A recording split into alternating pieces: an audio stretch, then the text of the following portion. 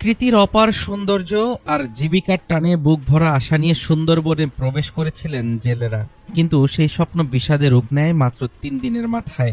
গত 30শে মার্চ সাতক্ষীরা রেঞ্জের সুবদির খাল ও মোড়াতলি এলাকায় হানা দেয় সশস্ত্র বনদস্যুরা। ডন ও আলিফ বাহিনীর হাতে জিম্মি হওয়া 9 জেলের মধ্যে 5 দিন পর বিভীষিকা কাটিয়ে বাড়ি ফিরেছেন 6 জন। তবে এই ফেরা স্বাভাবিক ছিল না, দিতে হয়েছে চড়া মূল্য। জনপ্রতি 25 থেকে 40 হাজার টাকা পর্যন্ত মুক্তিপণ গুণে তবেই মিলেছে দস্যুদের খাঁচা থেকে মুক্তি। শ্যামনগর উপজেলার হরিনগর গ্রামের জেলে সাদ্দাম হোসেন জানান, টাকা দেওয়ার পর বৃহস্পতিবার রাতে আমাদের একটা নৌকায় তুলে দেয়।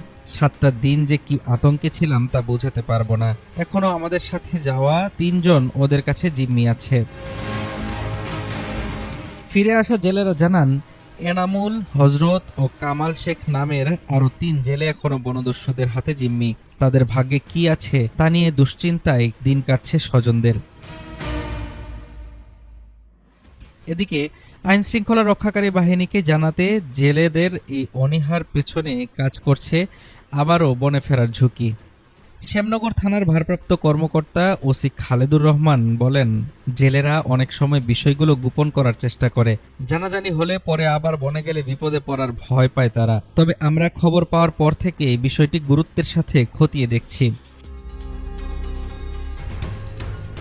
দীর্ঘদিন শান্ত থাকার পর আবারও সুন্দরবনে দস্যু বাহিনীর এমন তৎপরতায় সাধারণ বনজীবীদের মধ্যে ছড়িয়ে পড়েছে আতঙ্ক। পেটের দায়ে বনে যাওয়া এসব মানুষের নিরাপত্তা নিশ্চিতে কঠোর অভিযানের দাবি স্থানীয়দের। সুন্দরবনকে দস্যুমুক্ত ঘোষণা করা হলেও বিচ্ছিন্ন ওই অপহরণের ঘটনাগুলো নতুন করে শঙ্কার জন্ম দিচ্ছে। জিম্মি বাকি 3 জেলেকে দ্রুত উদ্ধারের পাশাপাশি বনদস্যুদের নির্মূলে বন বিভাগ ও পুলিশ প্রশাসনের সমন্বিত পদক্ষেপই এখন সময়ের দাবি। Desk report, Dhaka today.